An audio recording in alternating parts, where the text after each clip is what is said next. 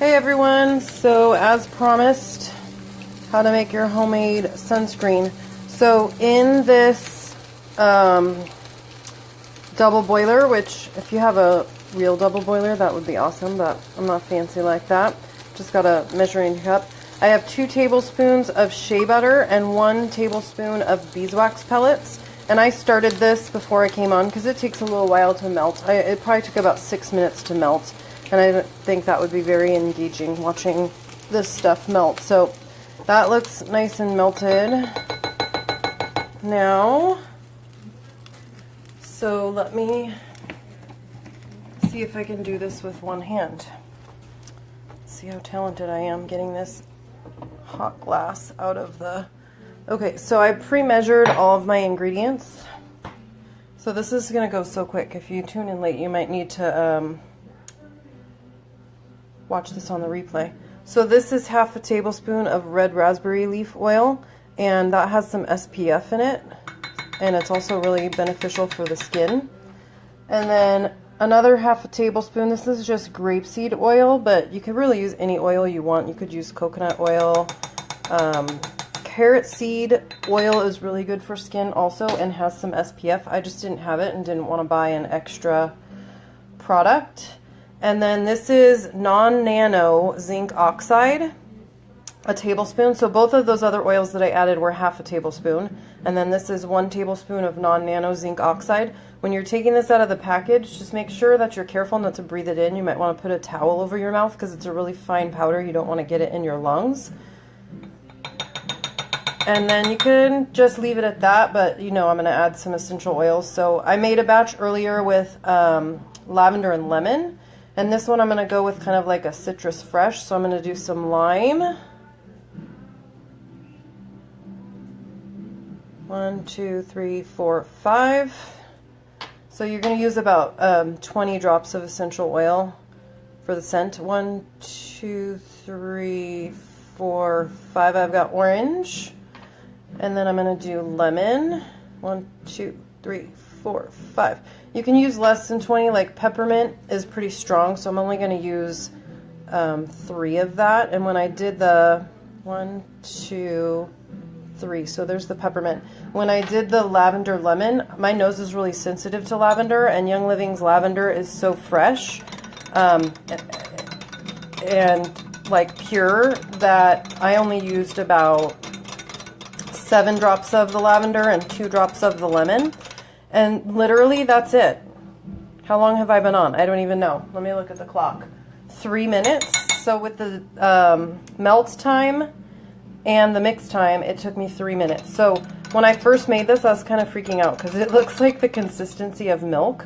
And most of the other stuff that I've made before with like shea butter and like lotion products have firmed up a lot faster. So I was like, oh my gosh, is this going to stay this way? But it does. It firms up really nicely.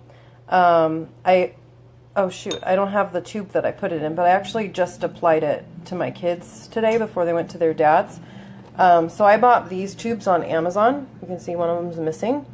And it filled it up. This is 2.5 ounces, and the batch that I just made makes 1.5 ounces. And then here's the products if you want to see them. So this is the shea butter that I like, the unrefined shea butter. And it looks like this. It's a solid, so you have to melt it. So this is what I use in my face cream and my body butter. And my chapstick, actually. And then same brand zinc oxide powder, non-nano. And then here's the beeswax. And this is what the beeswax pellets look like. That's kind of blurry, but... let me see if I can get it to focus. There we go. And then that's the brand that I like. And these are all super cheap for the amount that you're using. The red raspberry seed oil is the more expensive product. Without this, this is an extra, and it's not focusing. There we go. This is an extra. You don't need this, but it does have some SPF. So I bought it just because I wanted to try it that way first. I might leave that out next time and add more zinc instead. But with all of these products included, it costs half as much as the Badger on Amazon, which is what I've heard is the best all-natural sunscreen. So Brandy, you might want to catch me on the replay because I already mixed it all up. But I'm just waiting. I want to see if it'll solidify a little bit so that I can show you how nicely it goes on. But it takes a little bit of time for it to be more of a sunscreen consistency. So let me see. You can see it on the, it's not really a whisk, it's my beater, but I want to show you how it goes on. So I was worried because it's the zinc oxide is super white. So I'm going to put this on my hand really fast and then I'll show you how nicely it rubs in. So I didn't rub it in very much so that you could tell I did it because I'm doing this with one hand. Let me show you. So there, I put it on and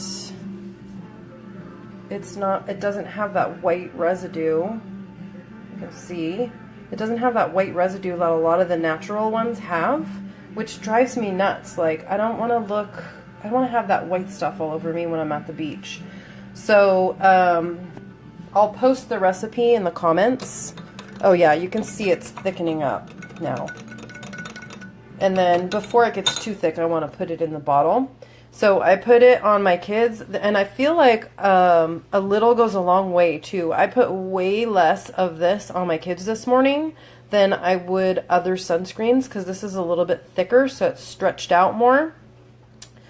So not only is it half the price, but I'm using less of it. So it might end up being like a quarter of the price. So if you're just getting on, I'm done. Sorry. It was that fast. It literally took I think it was 9 minutes or something like that. And I had melted the stuff down before I started.